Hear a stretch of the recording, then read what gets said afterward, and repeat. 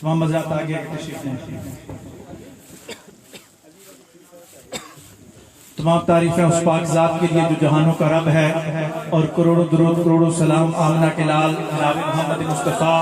صلی اللہ علیہ وآلہ وسلم کی ذات والا صفات پہ جو وجہ تخلیق کائنات ہیں، اور خراج تحسین ہو اولیاء امت کے لیے کہ جن کی شب و روز محنتوں اور کاوشوں کی وجہ سے حضور علیہ السلام کا لایا ہو وہ دین متین بہنی ہی ہم تک پہنچا.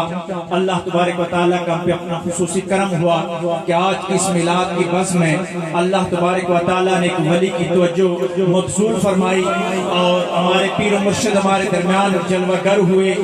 یہ وہ ہستیاں ہیں جنہوں نے ہمیں یہ سبق سکھایا ہے کہ بہار ہو یا خزاں ہو، ہر وقت یا ذکر خدا کو بلند کرنا ہے یا ذکر مصطفیٰ کو بلند کرنا ہے. الحمدللہ اللہ تبارک و تعالیٰ نے اس کائنات کے اندر کچھ ایسے لوگ پیدا کر دیے ہیں جو صبح ہو یا شام، دن ہو یا رات، ہر وقت میلاد مصطفیٰ صلی اللہ علیہ وآلہ وسلم کی بزمیں سجایا کرتے ہیں. وہ اسلام آباد کے اندر مرکزی میلاد کا جلوس ہو یا پاکستان کے کسی بھی خطے کی محفل ہو، تو وہاں اللہ تبارک و تعالیٰ ان ولیوں کی برکت سے ہماری زبانوں پہ بھی لا الہ الا اللہ کا نغمہ جاری و ساری فرما دیتا ہے۔ پیر طریقت رہبر شریعت صوفی باصفا حضرت علامہ پیر محمد طیب زمان نقشبندی الحیری دامت برکات ملالیہ